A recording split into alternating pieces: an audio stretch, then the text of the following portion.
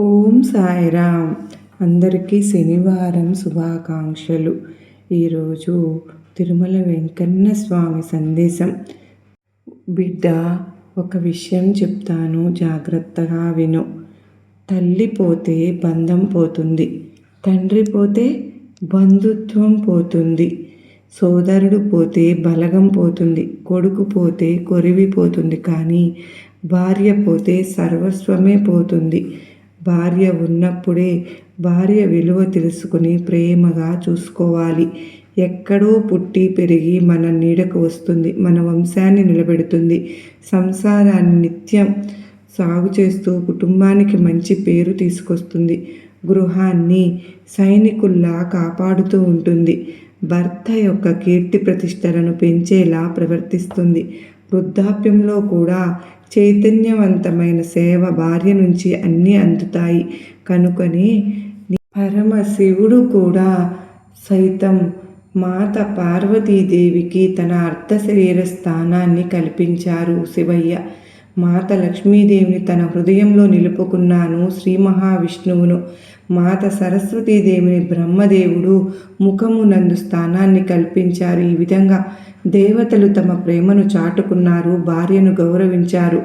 లోకంలో సహజంగా వినిపించే మాట పురుషుడు అదుకుడు అని, కానీ శివయ్య విషయంలో అది సరికాలేదు కదా. శివయ్య అనుక్షణం మాత పార్వతీదేవిని నిరంతరం గౌరవిస్తూనే ఉంటారు. మాత పార్వతీదేవితో తనకు వివాహం కాకముందు తానే స్వయంగా ఒక బ్రహ్మచారి వేషంలో పార్వతీదేవి వద్దకు వెళ్ళి, తిరుమల వెంకన్నను చెబుతున్నాను బిడ్డ, కష్టాలు రావడం కూడా మంచిదే. కష్టాలు వస్తేనే కదా మన కన్నీళ్లు తుడవడానికి ఎవరు ఉంటారు అనేది మనకు అర్థమవుతుంది. బిడ్డ, ఏ రోజైనా సరే కానీ నీకు బొమ్మల్లో ఉన్నానని అనుకోవద్దు.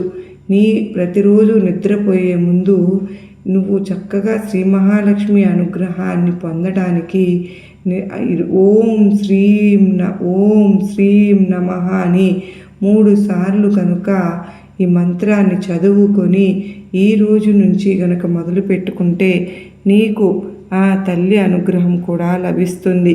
ఇది బిడ్డ, కొండ మీద ఉన్నానని, 1,000,000 మైళ్ళ దూరంలో ఉన్నానని అనుకుంటున్నావా? నీకు ఏ ఆపద వచ్చినా గోవిందా అని పిలిస్తే నీకు 7 అడుగుల లోపే నేను ఉంటా. నీ గుండె గదిలో నన్ను నిలుపుకో, నీ కంటి పాపలా నిన్ను రక్షించుకుంటా. అలాగే నువ్వు నన్ను దర్శించు, నీకు నా ఆశీర్వాదం లభిస్తుంది. నీతో ఎప్పుడు ఉంటాను.